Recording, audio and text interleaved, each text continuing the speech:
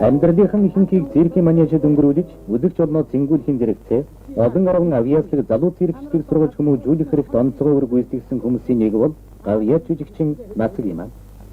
Яарад байна, жигжиггүй байна. Танар сайн бодлоо.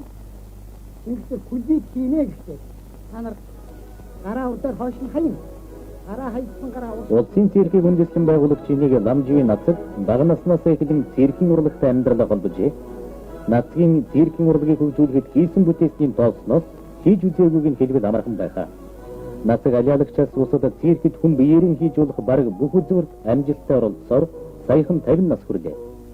Циркийн урлагийг хөгжүүлэх хэрэгтэй байгуулсан гавьяагийн үндэж түүний 50 насны өвдөх олдуулан бүгд наримдах Монголоор дүүсийн ардын их хурлын тэргүүлэгчдийн зарилгаар ардын жүжигчин гэдэг хүнд цолоор шагнасан билээ.